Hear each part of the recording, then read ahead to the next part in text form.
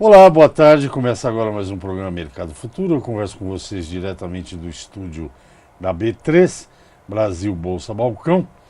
E lembre-se que o programa que você vai assistir agora, pelo canal do Boi, poderá ser visto, revisto, o que você quiser fazer daqui uma semana, na página do programa no YouTube. Lá tem uma página do programa Mercado Futuro. Depois que o programa é veiculado aqui na TV, ele vai lá para a página no YouTube, você pode assistir quantas vezes você quiser, a hora que você quiser, o dia que você quiser. E estando lá no YouTube, aproveita para visitar o outro canal que eu tenho, que é o Direto à Bolsa. Esses são comentários bem curtos, 1 minuto e meio, 2 minutos, você pode ver no teu telefone esperto. Por falar em esperteza, o brasileiro tem uma característica muito engraçada, ele come pouco. Eu não sei os padrões da Organização Mundial de Alimentação, mas o brasileiro come ridícula quantidade de peixe, frutos do mar e outros produtos que vêm da água, vamos dizer assim. Eu conheço alguns motivos, né? Porque eu gosto de peixe. Então, peixe no Brasil é caro. Você vai, por exemplo, não vou nem dar um exemplo típico, mas se você viajar Portugal de Lisboa até o Porto, vai a cidade principal ao sul e a outra ao norte, qualquer lugar que você parar tem peixe, ou frutos do mar, enfim. Costa desse tamanho, o Brasil tem uma costa enorme e o peixe é caro. E tem outros motivos, certamente, que nós vamos conhecer hoje aqui. Eu estou com uma entrevistada que é diretora do Compesca, é como o Conselho Superior do Agronegócio, conselho onde eu vou amanhã, o COSEMA, Conselho do Meio Ambiente, o meu amigo Walter Lazarino. Essa é uma outra comissão, o comitê lá dentro da Fiesp, que é de pescado, de peixe. Está aqui comigo uma médica veterinária, que é a diretora desse Compesca, que é a Meg Felipe. E ela, entre outras coisas, vai falar da 14ª semana do consumo do pescado, que é consumo de peixe. Meg, muito boa tarde. Boa Obrigado tarde. pela sua presença, Obrigada. pelo seu tempo. Você quer contar primeiro o que é esse comitê aqui, o que vocês fazem lá? O Compesca é um comitê da pesca e aquicultura, dentro da Fiesp. A intenção é organizar a cadeia da pesca e aquicultura, aproximar os elos da cadeia, fazer uma integração, fazer os pleitos de forma mais organizada, que ao longo da conversa a gente vai entender um pouquinho que o setor da pesca é um pouco... tem muitos elos, né? E às vezes eles não trabalham tão organizados e tão conjunto. Então um dos desafios do Compesca é esse, fazer a cadeia do pescado falar a mesma linguagem, é uma das buscas lá dentro. Nós vamos falar mais disso aqui, porque eu quero saber por que não tem peixe enfim. Mas vamos falar um pouco da 14ª semana. O que é isso? Não Tá é finados nem nada, porque o brasileiro só come Exatamente peixe no finados. Sexta-feira Santa, né? isso, é exatamente isso. A Semana do Peixe é uma semana de fomento do consumo do pescado. Ela foi criada exatamente por conta dos fatores que você está levantando. Então, o brasileiro come pouco peixe, o foco do consumo fica muito concentrado no período da quaresma. No pós-quaresma, o consumidor acaba fazendo um afastamento, né, dessa cadeia. E lá atrás, na Secretaria de Pesca ainda, quando ainda era Secretaria de Pesca, foi criada a Semana do Peixe. Então nós estamos no 14º ano da Semana do Peixe, uma semana que acontece diversas ações, com o objetivo de estimular o consumidor a se aproximar dessa proteína, entender essa proteína, fazer promoção, permitir o acesso dele, estimular que as pessoas consumam mais e entendam. Um dos mitos que aparece dentro dessa discussão muito forte é a dificuldade de preparo. Então a gente busca desmistificar essa proteína, que na verdade é uma das proteínas de mais fácil preparo. Mas, dada a distância do consumidor, do cotidiano dela, aparenta algo muito sofisticado de fazer, muito diferenciado. Então, a 14ª Semana do Peixe começa dia 1º de setembro, é uma semana uma terminologia, mas na verdade é um período de 15 dias, vai até o dia 15 de setembro. E ao longo desse período acontecem muitas ações, desde ações acadêmicas, de discussões técnicas de produto, oferta do consumidor, o CEAGESP faz ações de gastronomia, ação de oferta, as redes de varejo. Nesse período, as redes de varejo chegam a apontar 30% de crescimento na venda, né, dado o incentivo. Então, é uma semana muito importante para a cadeia e que vem exatamente para acabar com essa sazonalidade tão concentrada na quaresma. Né? Não fazer essa coisa do consumo tão concentrado só no período da quaresma e só no período do fim do ano.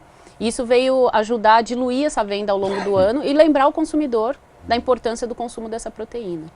Tem, não sei, fazer peixe não é complicado, né? Para quem tem familiaridade, entende essa realidade, que é exatamente isso. Na verdade, é uma das proteínas mais flexíveis que a gente tem. O pescado, principalmente o peixe, porque os frutos do mar ainda têm algumas características mais sensíveis de preparo. Mas os peixes em geral, filé, posta, é uma infinidade de modos de preparo para o mesmo produto, né? Então, você tendo lá um filé de peixe, você consegue fazer grelhado, você consegue fazer frito, você consegue fazer empanado, você consegue ensopar, você consegue fazer uma série de coisas, mas o que gera essa percepção de dificuldade a ausência dele no cotidiano, né? Quando a pessoa começa a se familiarizar e testar, uma das proteínas que se consome facilmente cru, né? Então, tipo, tudo isso é um facilitador para esse consumo, mas o afastamento do brasileiro dessa proteína gera essa falsa percepção de preparo, da dificuldade de preparo.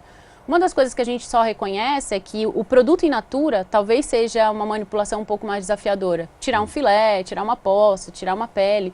Mas hoje a maioria dos canais que comercializam o peixe, né, eles já entregam isso num modelo pronto, né? Já entrega o filé limpo, já entrega a posta limpa, já entrega o peixe viscerado para quem quer rechear. Então, na verdade, é por isso da semana, trazer ele para essa reflexão, né? Essa semana acontece no Brasil inteiro? No Brasil inteiro, são ações no Brasil inteiro e em diversos canais. Esse ano a gente está trabalhando muito forte o food service, né? Os restaurantes, os bares, que também acaba não incentivando esse consumo. Então, a abertura vai ser no dia 1º, lá na Fiesp tem um seminário. Nós estamos levando alguns chefes renomados exatamente para discutir o tema do trazer mais o pescado para dentro do cardápio, que é o primeiro contato desse consumidor, né? É a primeira oportunidade que esse consumidor tem de ter contato com o produto, com a questão do sabor. E isso vai desencadeando um processo de consumo automático, né? De falar, puxa, eu comi lá, vou tentar fazer, vou preparar. Esse é um dos legados que a culinária japonesa trouxe muito forte para o Brasil nos últimos anos. Eu estava pensando nisso, eu não sei se aconteceu em São Paulo, porque São Paulo tem mais restaurante japonês hoje do que churrascarias. Do que a Starbucks nos Estados Unidos. Também. Né? Todo mundo vai comer. Eu comi muito em restaurante japonês, acho que eu enjoei um pouco agora.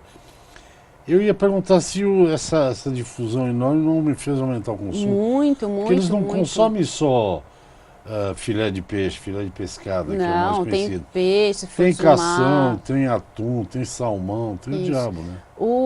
Esse boom da culinária japonesa foi super importante, principalmente para as crianças, né, para o universo infantil. Então, a minha geração, por exemplo, foi criada muito distante do pescado. Apesar de eu ser de origem do Rio de Janeiro, que é mais consumidor do que o paulista, era, né, mais consumidor do que o paulista na minha geração, a culinária japonesa trouxe essa proximidade da criança. Então, hoje, quando a gente vai nos restaurantes japoneses, a gente vê muita criança consumindo com muita facilidade o sashimi e mesmo o peixe grelhado, porque lá você encontra o produto, né, cozido, grelhado, você tem uma série de pratos que traz ele em outros modelos. E isso difundiu muito, trouxe isso que a gente tenta trabalhar fortemente na Semana do Peixe, que é essa relação, o cotidiano. O cara está ali todo dia em contato com o produto, ele começa a se desafiar a fazer na casa dele. Então, hoje, o número de pessoas que tentam ou buscam um curso de culinária japonesa, ou fazer japonês em casa, comprar insumo, é muito grande. E acho que um dos grandes melhorias do consumo está relacionada com a culinária japonesa. Inclusive, um dos chefes que vai estar conosco lá no debate é o Jun Sakamoto, que foi um dos pioneiros nessa diferenciação da culinária japonesa no país. E exatamente buscando essa discussão, né, existem caminhos da gente trazer o consumidor para próximo dessa proteína, trabalhando com qualidade. Eu vou pedir um intervalo, já passou um bloco. Lembrando a Meg e Felipe, que é o seguinte: a minha geração é essa, mas quando eu era bem mais jovem, Eu vinha comer aqui no centro, na Rua da Glória, tinha um restaurante japonês típico, só tinha um balcão e uns 2, 3 banquinhos, muito pequeno. Era o marido e a mulher que trabalhavam. Agora aqui é o seguinte, esse sushi man, sushi man, tem umas coisas de japonês que eu não entendo. Tinha dias que a gente ia lá, ele falou, hoje não é um bom dia para cortar peixe, não vai fazer, não fazia sashimi. É porque o peixe não devia estar no padrão por isso, porque Ou principalmente a ele culinária... não tava, eu achei que era ele que não estava. Mas Pode ser, ele pode ter machucado o dedo, né? Você pode explicar isso depois do intervalo. Tá bom. Gente, vamos ao intervalo, eu volto já já com mais informações sobre peixe. Você precisa comer mais peixe, até já. Vai torta, Ok, estou descabelada, de assim, volta, fala. a Meg continua conversando. Apesar da gente estar voltando, mas não tem importância, é assim mesmo. Meg Felipe é diretora do Compesca, comitê ou comissão? Comitê da Pesca Da- e Aquicultura. Da Fiesp. Fiesp é a Federação das Indústrias do Estado de São Paulo. É uma pirâmide tão amada por uns, tão contestada por outros, que fica na Avenida Paulista, que é a principal, não é a principal avenida de São Paulo, mas é emblemática. A Avenida Paulista, para quem nasceu em São Paulo como eu, é curioso, porque ela é uma avenida num ponto bem alto, se não o mais alto da cidade de São Paulo. Uma avenida que tem coisas inacreditáveis, como Livraria Cultura. Estou falando das coisas que eu gosto, tá? Tem a Casa do Japão, maravilhosa, tem a Casa das Rosas, é uma avenida... Só que agora e tem dezenas de hospitais ali em volta. Agora, para a população passear, São Paulo tem tanto lugar, fecha a Avenida Paulista. Mas Todo domingo. cada um na sua, eu não vou entrar nesse detalhe. O assunto aqui é a 14ª semana do peixe. Antes do intervalo, a Meg explicava esse contato de comida japonesa. Evidentemente, por exemplo, pessoas mais jovens, meus sobrinhos e tal, eles comem comida japonesa quase que dia sim ou também. É. Eu tenho a impressão que um dos entraves ao crescimento é o preço. O peixe no Brasil não é... Por exemplo, quando você pega carnes, proteína, né, animal, peixe também é proteína animal. A carne bovina, se ela ficar muito cara, ela cai o consumo, aumenta a carne de ave. Uhum. Ou então a carne suína. Elas trabalham interligadas. O peixe é a parte disso, né? Exatamente, e acho que é um reflexo dessa realidade do consumo, né? Dessa distanciamento do consumo do cotidiano do brasileiro. O peixe no Brasil acabou por muito tempo sendo consumido isso em ocasiões. Então, ou era um evento de final de semana, ou é quaresma, ou é final de ano, então vou fazer um bacalhau, eu vou fazer um produto diferenciado. E eu acho que a culinária japonesa trouxe isso, é uma alimentação de cotidiano, trouxe essa proximidade. E existe uma falsa percepção de saciedade, que é ao contrário, isso a gente tenta levar muito forte para o consumidor, que é a proteína do peixe, ela tem uma digestibilidade muito mais alta, por isso ela tem tanta recomendação médica, né? Por isso os médicos recomendam tanto para criança, para idoso, para pessoa convalescente, a importância do consumo dessa proteína, porque ela não exige muito do seu organismo para ser processada, né? Então, assim, ela é uma proteína de alto valor biológico, que nós chamamos, né? Uma proteína que tem os aminoácidos essenciais, quase que todos na sua cadeia, organizados de forma adequada para o nosso organismo.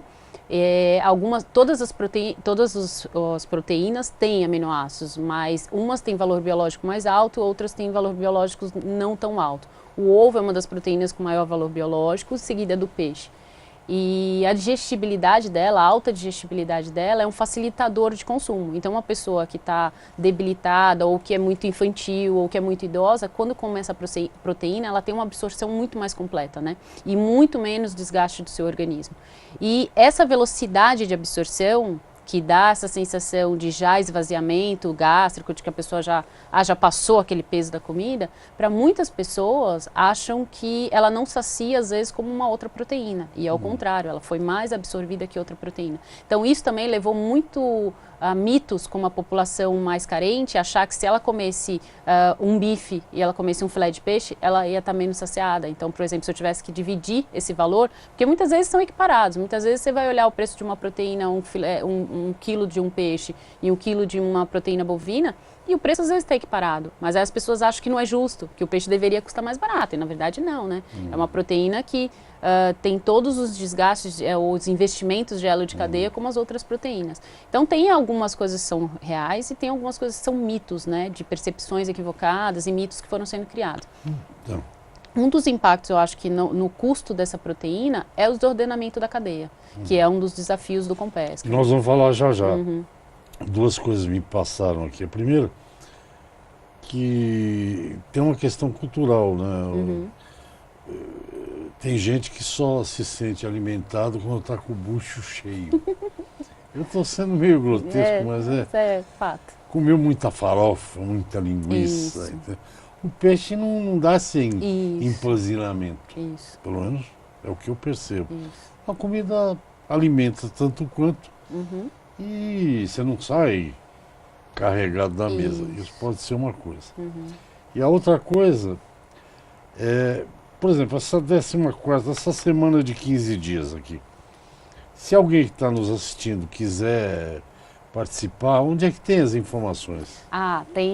Nós temos as nossas mídias Eu ia digitais. esquecendo isso. Né? Tem a página www.semanadopeixe.com.br, tem o Instagram, Semana do Peixe, e lá eles encontram o calendário de atividades nos diversos estados, tem receitas, tem dicas de compra, dicas de preparo, tem materiais da campanha. Então, assim, a pessoa tem uma peixaria, não estava envolvida desde o começo, mas eu queria divulgar, queria participar. Tem materiais para você baixar e utilizar, se você quiser imprimir.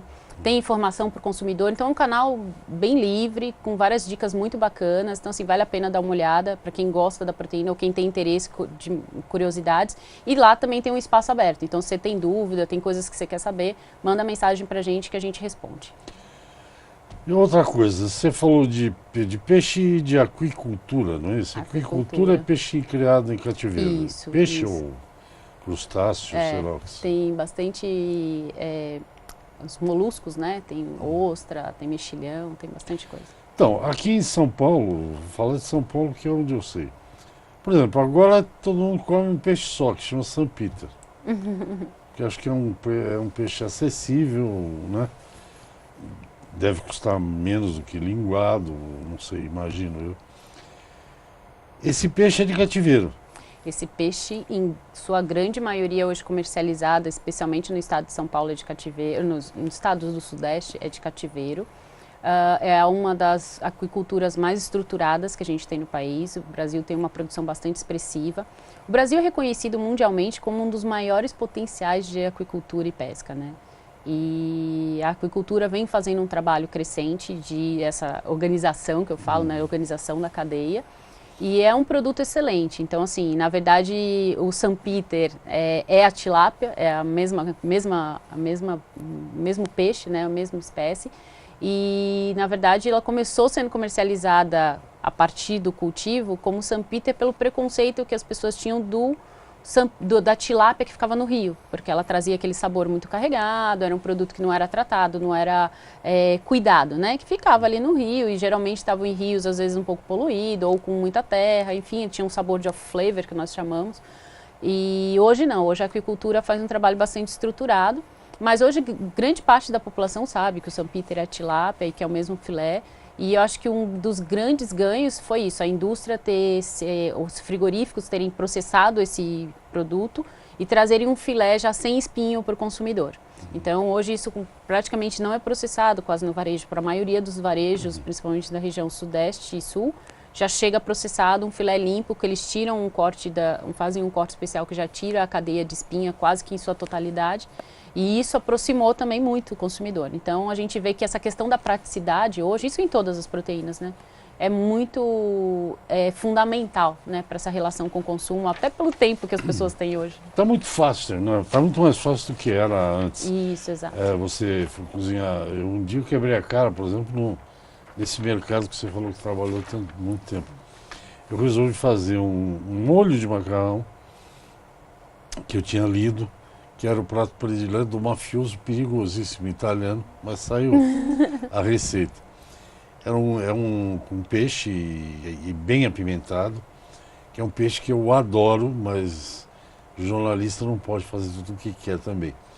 Que eu conheço como congrio, Uhum. que eu acho que vem do Chile, acho que nem tem no Tem Brasil. aqui pesca Tem. também, tem.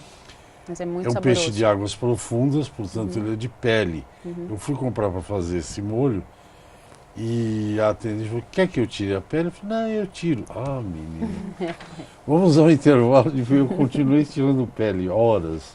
Vamos ao intervalo, já volto já, até já. Ok, você assiste o programa Mercado Futuro, eu converso com a Meg Felipe, ela é diretora do Compesca, um comitê da Federação das Indústrias aqui do Estado de São Paulo, e ela anunciou, já disse onde você pode pegar informação, você pode fazer, imprimir lá uns, sei lá, banners ou coisa para Flyers. comemorar a 14ª Semana do Peixe. Por exemplo, a gente tem um mito de dizer que aqui em São Paulo se encontra de tudo, todo tipo de comida, mas não é bem verdade. Por exemplo, eu tenho ouvido dizer que, agora vamos aproveitar e falar do setor aí, que é importante. Eu sei de um monte de gente que está criando tucunaré, criando, enfim, pacu, pirarucu, e esse peixe é difícil de achar aqui. Na verdade, a gente tem alguns desafios com os peixes da região norte, né? Na verdade, a região norte é a região do país que mais consome pescado, né? Eles são... E você vê que são pessoas com uma saúde diferenciada também, Sim, né? para aguentar Então, também. pois é, apesar das dificuldades econômicas, muitas vezes relacionadas com alguns estados, você vê que são pessoas bem nutridas, porque eles são populações muito acostumadas ao consumo do pescado. Aí você vê a riqueza dessa proteína e outras coisas que eles comem muito saudáveis também.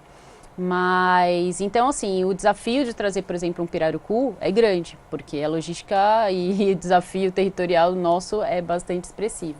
Mas hoje você procurar, você encontra. Então, assim, hoje já tem produtos de cativeiro. O pacu, o tambaqui, o tambacu, suas variações são muito expressivas aqui na região sudeste e normalmente vem dessas regiões norte. O pirarucu você já encontra com mais frequência nos grandes varejistas, no próprio CEAGESP você encontra com frequência. Então, hoje tem realmente, você consegue fazer essa diversidade. Muito peixe do Nordeste que vem para cá, muito peixe do Sul que sobe. Então, a gente consegue fazer essa mescla. Agora, tem os desafios logísticos, né? Que é um produto altamente perecível, então, se trabalhar ele fresco é desafiador. Você ter uma cadeia de frio adequada é extremamente desafiador no Brasil.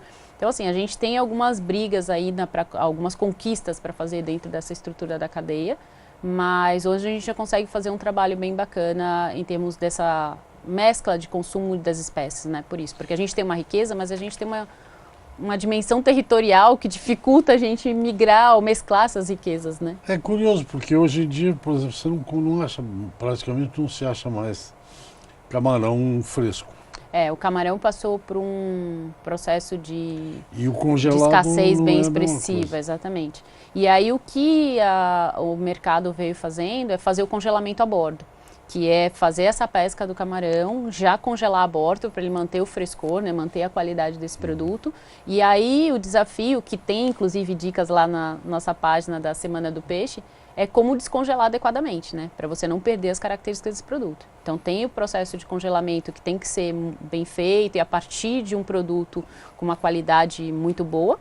Mas tem também a parte do consumidor, que a hora que vai fazer esse descongelamento, existem técnicas adequadas para descongelar os produtos, porque senão você perde muito líquido, você acaba diminuindo, né, a qualidade desse produto. Não pode descongelar de uma vez para outra, deixa na geladeira, não, isso, lá em refrigerado. cima, depois põe mais para baixo, É o melhor jeito. descongelar lentamente. Isso. Eu aprendi com ela a tirar a pele de congrio, e agora ensinei vocês a descongelarem. Eu proponho o seguinte, que o Compesca, nós precisamos sempre de um sponsor, né? Patrocinador. Uma vez eu estava no meio oeste americano, Urbana-Champaign, em Chicago, Illinois, né? Acho que é o estado. Fica no meio oeste, não sei quantos quilômetros da costa oeste. E eu fui ao supermercado, então o Compesca podia nos bancar, nos mandar para os Estados Unidos, para ver como é que funciona. Eu entrei num supermercado do meio oeste e eu podia, acredite você ou não, eu podia comprar lá no meio oeste lagosta viva, camarão vivo, fresco. Eles têm logística lá, viu? Eu sei. Eles estão bem longe da costa. Eu sei. Vocês não foram lá para saber como é que faz isso? Não, mas a gente precisa de ordenamento em muitos elos, né? Tem a questão legal, tem a questão dos transportes, tem as questões das rodovias, a gente tem outros problemas que a cadeia do peixe não consegue resolver sozinha, mas consegue se organizar para exigir, né? Para cobrar. Mas os desafios não estão concentrados só no produzir ou pescar, né? Onde que é também o gargalo tem maior? Qual é o gargalo maior? Eu acho que o Brasil, para essa proteína específica, eu acho que cadeia de frio e logística são dois desafios bem importantes. Bem importantes. Por exemplo, transportar via aéreo hoje pescado é bastante desafiador.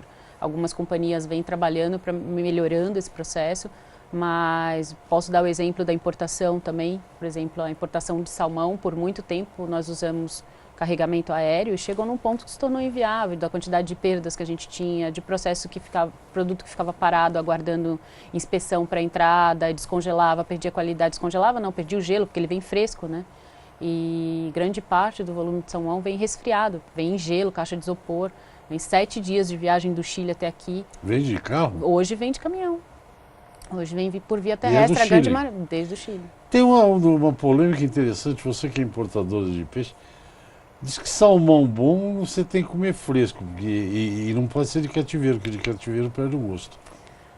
O Chile teve um problema sério de doença também, né? Teve, mas é de morbidade do produto, né? São doenças de controle sanitário, que eles fizeram toda uma reorganização política lá, que na verdade quando você começa a pegar populações de produção e colocar muito espécie concentrada na criação, da doença. É a mesma coisa com peixe. A diferença é que a gente sempre fala que é o grande ganho mundial da aquicultura é que a quantidade de proteína por metro quadrado que você produz com peixe não se compara com nenhuma outra espécie animal, né? Mais você que consegue, ave, mais qualquer você coisa. consegue num metro quadrado produzir infinitamente mais proteína que todas as outras espécies. Então esse é o grande ganho para a população mundial, né? Carente de proteína. Mas a questão do salmão é isso que eu falo. Acho que das proteínas animais, o pescado é que mais carrega lendas. Então tem diversas lendas e elas parecem que vão ressurgindo novas, né? Então, na verdade, assim, o produto congelado e o produto fresco, tudo depende da base e da qualidade que ela partiu. Você pode ter um produto congelado com uma qualidade excelente. O nosso programa já acabou, já terminou o tempo, mas vamos marcar outra conversa, pode ser ainda em setembro. Legal, legal. Que é o seguinte, por exemplo, eu acho que o caso do salmão, uma parte da responsabilidade fica por conta dos chefes de cozinha. Eu, por exemplo, enjoei de comer salmão com molho de maracujá. Tinha molho de maracujá. Um saco. Olha, o programa terminou, 1 minuto, muito obrigado, Meg Felipe, diretora do Compesca da Fiesp. Ela voltará, a gente já combina depois. Você volta no começo da semana. O programa terminou, ficamos 29, 28 minutos no ar e eu não perguntei o número do seu telefone, o que farei na próxima oportunidade. Se você quiser saber por que, acompanhe o programa Mercado Futuro. Muito obrigado, Meg. Obrigado, foi um prazer estar aqui com vocês. O prazer foi meu, obrigado. Gente, é isso, até o próximo programa. Obrigado, tchau.